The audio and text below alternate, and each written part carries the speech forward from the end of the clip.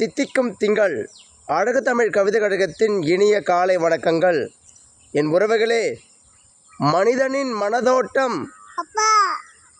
பொதுமக்கள் செல்லும் பாதையை நெருக்கி உணவு பஞ்சத்தை தீர்த்து விடலாம் என்று இருக்கின்றது.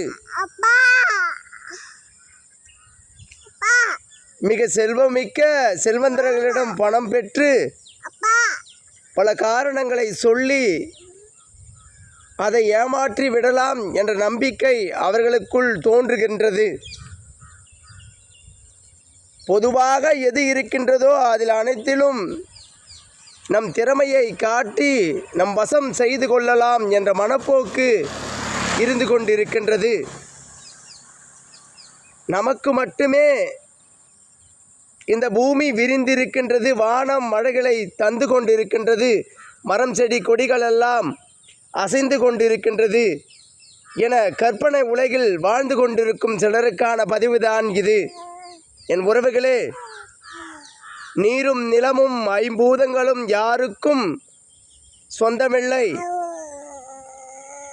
அதை நமக்கானதாக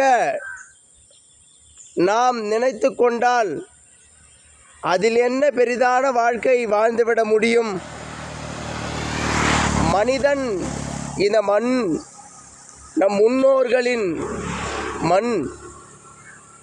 எத்தனை பேர் இந்த தடம் பார்த்திருக்கும், எத்தனை பேர் இந்த தடம் உயர்த்தி இருக்கும். யாரை கேட்டு இயற்கையெல்லாம் தன் பணிகளை சிறப்பாக செய்து கொண்டிருக்கின்றது. மனிதன் மனம் மட்டும் எனது எனது எனது என உருமாறி அவன் வாழ்க்கையில் உருகொலையும் தருணத்தை தானே உருவாக்கி கொள்ளும் மனநிகழ்வை ஏற்படுத்தி கொள்கின்றான். இதிலிருந்து மாறுபட வேண்டுமென்றால் என் பதிவுகளில் அனைத்திலும் நான் உரைப்பது உண்டு. இயற்கையோடு இணைந்து வாழ்க்கையை கொண்டாடுங்கள், இயற்கை ஒருபொழுதும் உங்களை ஏமாற்றி விடாது என்று. இயற்கையின் பக்கம் திரும்புங்கள் என்று மனதை இதமாக்குங்கள். அறியாமை இருந்தால் அப்புறை எரிந்து விடுங்கள். நன்மையே அதற்குள் இருக்கும் நிலையை செய்து கொள்ளுங்கள். பிறரும் வாழ வேண்டும் என மண்தடம் நினைக்கின்றது, நீங்களும் அதேபோல் நினைத்து கொள்ளுங்கள் என்றுதான் இருக்கும்.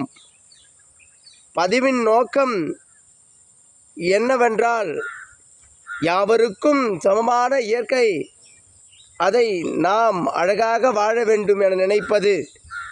பொது சாலையை பொதுவானவர்களுக்கு பங்களித்துவிட்டு நம் மனதின் போக்கை மாற்றிக்கொண்டு இயற்கையோடு வாழ்க்கையை கொண்டாட பழகு.